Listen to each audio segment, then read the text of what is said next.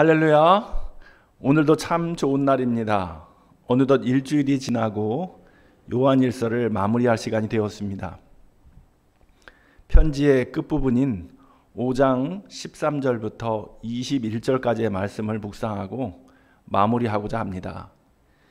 사도 요한은 편지를 쓴 목적을 분명히 한 후에 세 가지 당부를 끝으로 글을 맺습니다. 그 세 가지 당부는 이러합니다.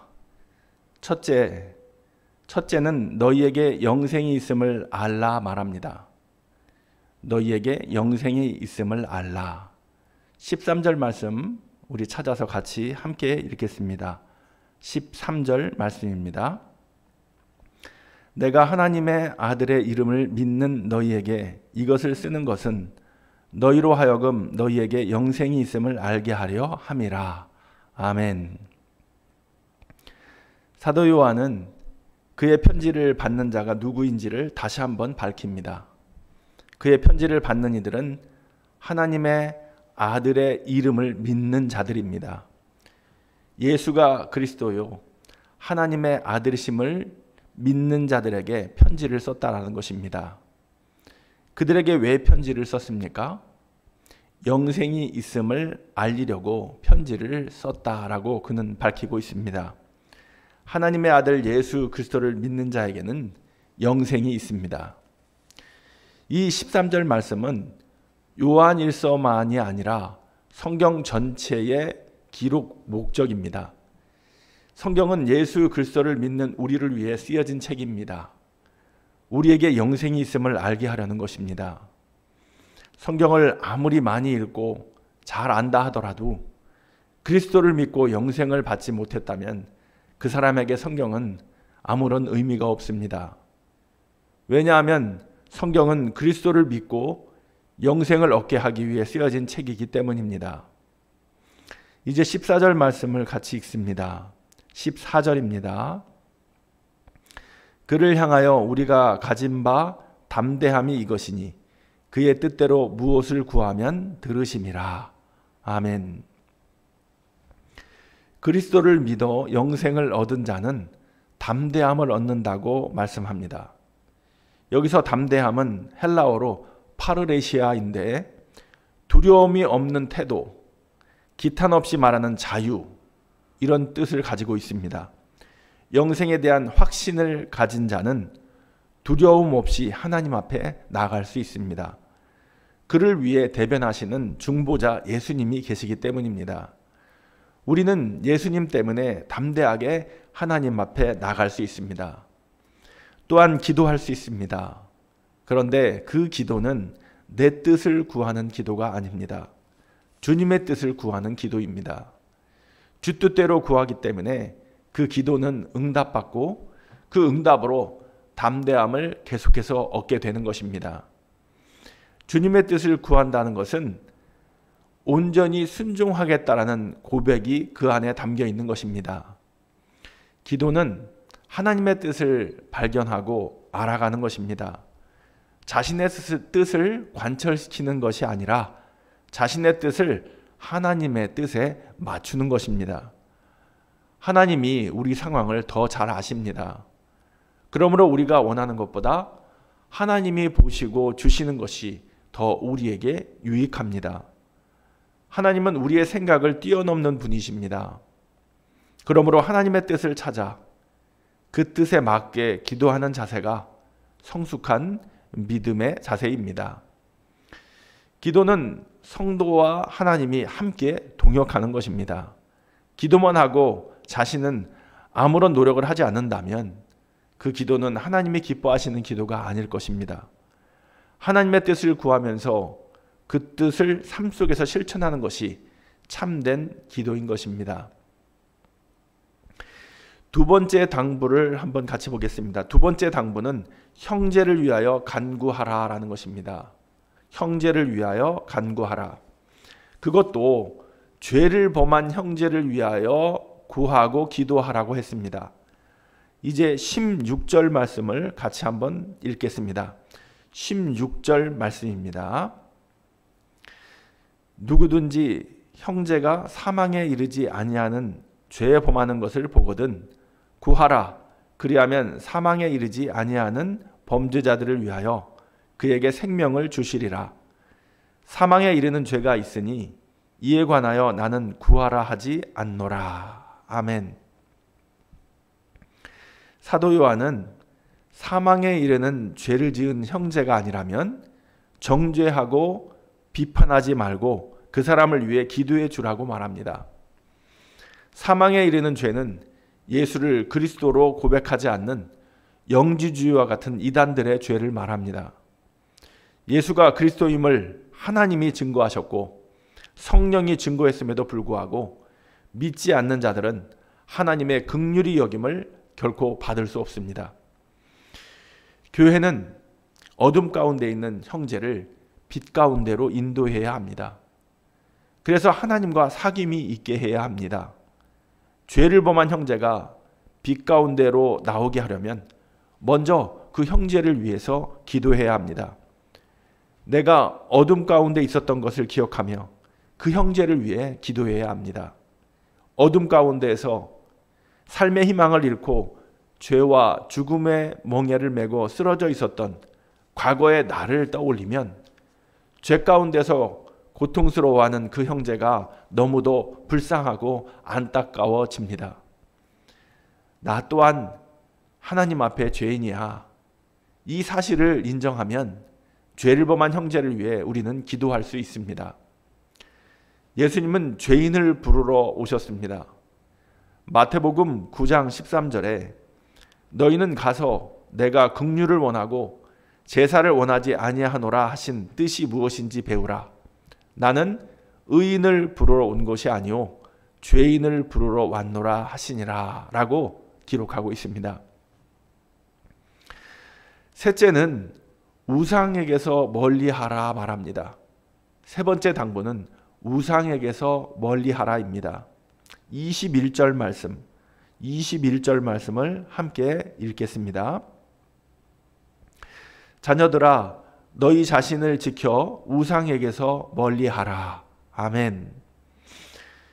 요한일서의 시작은 하나님은 빛이시라 라는 말씀이었습니다. 그 빛 가운데에서 하나님은 사랑이시라 우리가 서로 사랑하자 했습니다. 그리고 편지를 마치면서 우상에게서 멀리하라 합니다. 우상은 영지주의자들을 말하는 것입니다. 그들은 적그리스도요, 거짓 선지자요, 미혹하는 영이요, 우상이라는 것입니다. 오늘날 세상에는 사도 요한이 살았던 시대와 비교할 수 없을 정도로 다양한 종류의 우상들이 성도들을 유혹하고 있습니다. 새로운 사상과 발전된 학문 이론으로 성도들을 속이는 거짓 교사들도 얼마나 많은지 모릅니다. 특히 이 시대는 돈과 권력의 우상에 빠져 있습니다. 자신의 욕망을 신처럼 떠받들고 있습니다. 그러나 그것들 안에는 영생이 없습니다. 인간들이 원하고 갈망하는 세속적인 것들에는 영생이 없습니다. 그 모든 것들은 사탄의 무기일 뿐입니다. 그래서 성경은 세상을 사랑하지 말라고 계속해서 경고하고 있는 것입니다. 여러분, 세상에는 하나님의 사랑이 없습니다. 사도 요한은 편지를 마치면서 세 가지를 당부했습니다. 첫째는 영생을 알라라는 것입니다. 너희 안에 있는 영생을 알라라는 것입니다. 두 번째는 죄 범한 형제를 위해 구하라라는 것입니다. 그러면 생명을 주시겠다라는 것입니다. 셋째는 우상을 멀리하라 했습니다. 여러분, 교회는 세상에 빛이어야 합니다. 교회는 사랑 없는 메마른 세상에 사랑이 무엇인지를 보여주어야 합니다. 죄를 지은 형제를 두고 기도해야 합니다. 구해야 합니다. 그들의 생명을 살려야 합니다. 교회의 머리는 예수 그리스도이십니다. 그분 안에 영생이 있습니다. 예수님 안에 생명이 있습니다. 우상을 섬겨 죽었던 자들이 다시 살 수 있는 곳이 바로 교회입니다. 그들이 교회에 들어오면 빛에 거하며 새 생명을 얻습니다. 그래서 오늘 말씀은 그들을 위해 간구하라는 것입니다. 구하라는 것입니다. 그러면 생명을 주시겠다라는 것입니다. 예수께서 살리러 오신 것처럼 교회가 생명을 살리는 일을 해야 한다는 것입니다. 그래야 교회이고 그런 교회를 주께서 지켜주신다고 약속하고 계신 것입니다. 악한 세력이 결코 그 교회를 만지지 못할 것이라고 오늘 성경은 말씀합니다. 18절 말미의 말씀을 보세요. 하나님께로부터 나신 자가 그를 지키심에 악한 자가 그를 만지지도 못하느니라. 아멘. 악한 자가 결코 교회를 만지지도 못합니다. 왜? 주께서 지켜주시기 때문입니다. 고운 한빛교회가 개척된 지 벌써 3년이 되어 갑니다.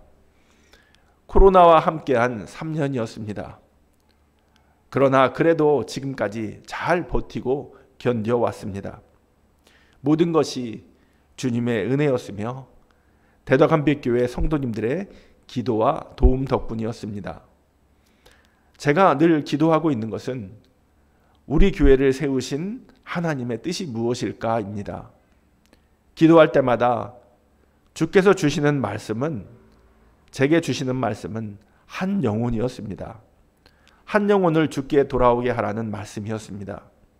어둠 가운데 있는 한 영혼을 빛 가운데로 인도하여 하나님 사랑 속으로 새로운 삶을 살게 하는 것, 예수 제자가 되어 하나님 나라를 살아감으로 세상을 이기는 승리자가 되게 하라는 비전을 주셨습니다.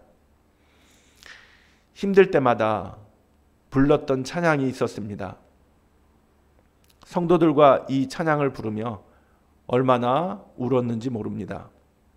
그 찬양은 큰 꿈은 없습니다 입니다. 큰 꿈은 없습니다. 눈물로 뿌린 씨앗들, 세상을 뒤덮지 않아도 여전히 충분합니다. 큰 꿈은 없습니다. 맡겨주신 영혼들, 그들을 사랑하고 섬기면 그것만으로 난 충분합니다. 그래도 한 꿈은 있습니다. 생명의 말씀을 안고 푸른 들판을 사는 이들, 그 안에 꿈을 봅니다. 한 꿈은 있습니다. 하늘 보자 버리고 낮아져 이 땅에 오신 주님, 주님만이 나의 꿈이십니다. 주님만이 내 사랑입니다. 세상을 내려놓고 엎드려 오니 그런 나를 사용하시는 주님만이 나의 꿈이십니다. 주님만이 내 사랑입니다.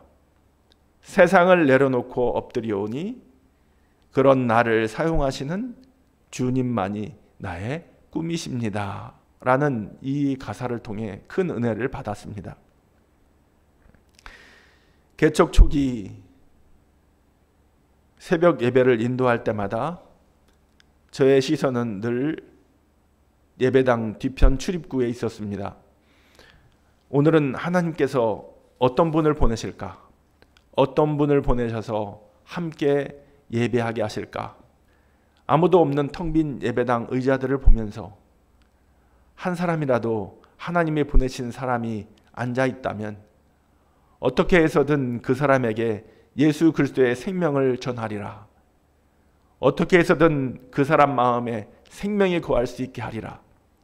이 마음으로 강대상에 서서 출입문을 오랜 시간 멍하니 바라보았습니다. 2019년 12월 말까지 개척 후 2개월이 지났는데 새벽 기도를 하러 오는 사람은 없었습니다. 저와 제 아내만 거의 새벽을 지켰습니다. 그런데 이듬해인 2020년 새해 드디어 한 분이 예배당에 나타났습니다. 그날은 아내도 나오지 않아 저 혼자 예배당을 지키고 있었는데 한 분이 문을 빼꼼 열고 들어왔습니다. 준비한 설교가 아까워서 혼자 설교를 하고 있던 저는 재빨리 사도신경으로 신앙고백하겠습니다 라고 말하면서 예배를 인도하기 시작했습니다. 그분만을 위한 예배를 드리기로 작정한 것이었습니다. 그렇게 2020년 새해가 시작되면서 새벽 기도회에 사람들이 하나 둘씩 모여들기 시작했습니다. 코로나로 인해 모두가 교회에 나온 것을 꺼려했음에도 불구하고 하나님은 기도의 사람들을 계속해서 보내주셨습니다. 저는 너무도 신이 났습니다. 이름도 모르고 얼굴도 잘 모르지만 그분들을 위해 열심히 말씀을 준비했습니다. 그때는 성도가 없었으니 하루 종일 말씀을 준비할 수 있었습니다. 말씀을 준비하다가 피곤하면 전도지를 들고 밖으로 나갔습니다. 주변 상가 사람들이 왕래하는 곳에 가서, 사람들이 모인 곳에 가서 전도지와 화장지, 물티슈를 가지고 나누며 전도하고 다시 교회로 돌아왔습니다. 그리고 또 새벽을 기다렸습니다. 그렇게 몇 개월이 지났습니다. 어떤 분은 새벽에 나오신 지 3개월 만에, 또 어떤 분은 6개월 만에, 또 어떤 분은 1년 만에 등록을 하셨습니다. 주일 예배에 나오셨다가 등록하신 분들도 있지만 새벽에 기도하러 오셨다가 등록한 분들이 훨씬 더 많았습니다. 2022년 교회 유람을 만들면서 저는 참 감사했습니다. 예배 시간을 정리해 보니 주일 작년 예배는 1부, 2부, 3부로 드리고 교회학교 예배는 청소년부와 유초동부 예배를 드리고 있었습니다. 집교회는 5개 집교회로 목자와 예비 목자는 저희 부부를 빼면 8명이 세워졌습니다. 남녀 전도회가 만들어졌습니다. 남전도회 3개, 여전도회가 3개에서 6개의 남녀 전도회가 조직되었습니다. 그렇게도 원했던 교육 전도사님이 오셨습니다. 그래서 교회학교 아이들을 가르치기 시작했습니다. 재직회 부서도 만들어졌습니다. 목양부, 예배부, 미디어부 등 8명의 부서장님들이 세워졌습니다. 남자 서리집사가 17명, 여자 서리집사가 17명, 서리집사가 34명 임명되었습니다. 교회 옆에 텃밭을 만들어 가꾸어 상추와 방울토마토, 고추를 심어 나눠 먹고 자전거 동아리도 만들었습니다. 그래서 성도들과 즐겁게 자전거를 타며 교제했습니다. 교회 예배당은 24시간 늘 열어두었습니다. 누구든지 와서 기도할 수 있도록 그렇게 열어두었습니다. 화장실도 마음껏 쓸 수 있도록 열어두었습니다. 유아방에는 청소년들이 놀 수 있도록 보드게임도 갖다 놓고 맛있는 과자도 갖다 놓았습니다. 컵라면도 비치해 두었습니다. 아직 우리 교회에는 세운 임직자가 없습니다. 곧 그런 날이 올 것을 저는 믿습니다. 그러나 개척 초기 대덕암빛교회에서 오신 장로님, 안수집사님, 권사님 6분이 계십니다. 그분들이 교회 곳곳에서 얼마나 땀을 흘리며 섬기고 계신지 모릅니다. 그분들이 우리 교회의 큰 일꾼이며 저의 든든한 동역자입니다. 항상 그분들과 모든 일들을 의논합니다. 숫자가 중요하지 않다는 것을 잘 알고 있습니다. 저도 숫자를 세지 않으려고 늘 애쓰고 있습니다. 그런데 제가 구체적인 숫자를 이야기한 것은 지금까지 하나님께서 이렇게 고운 한빛교회와 함께 하셨고 사용하고 계시다는 것을 말씀드리고 싶었기 때문입니다. 다시 한번 대덕 한빛교회와 성도님들께 참 감사하다는 인사를 드립니다. 모 교회가 있다는 것만으로도 큰 힘이 되는데 늘 관심 가져주시고 물질로 후원해 주시고 또 이렇게 부족한 사람을 불러 이런 은혜의 시간을 갖게 해주셔서 진심으로 감사드립니다. 이제 마무리하며 인사드려야 할 것 같습니다. 요한일서 5장 20절에 사도 요한은 교회가 무엇인지를 우리에게 말해주고 있습니다. 요한이 말하는 교회는 2가지입니다. 교회는 하나님을 알게 하는 공동체다. 교회는 예수 그리스도 안에서 영생이신 예수 그리스도 안에서 함께 자라가는 공동체다. 여러분, 대덕한빛교회와 고운한빛교회가 온 천하에 하나님을 선포하여 알리고 예수 안에 있는 영생을 누리며 세상에 큰 빛이 되기를 간절히 빌고 소원합니다. 예수님은 영원토록 우리의 기쁨, 우리의 자랑입니다. 함께 해주셔서 참 감사했습니다. 기도하겠습니다. 하나님 아버지, 은혜를 감사합니다. 대덕한빛교회와 고운한빛교회가 하나님을 온전히 알게 하고 선포하는 곳이 되길 원합니다.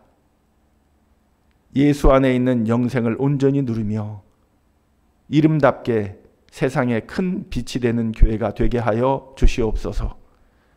우리가 매일 신앙 고백할 때 예수님은 영원토록 나의 기쁨이요 나의 자랑입니다 라고 고백할 수 있도록 성령 충만케 하여 주시옵소서. 감사하며 예수 그리스도의 이름으로 기도하옵나이다. 아멘.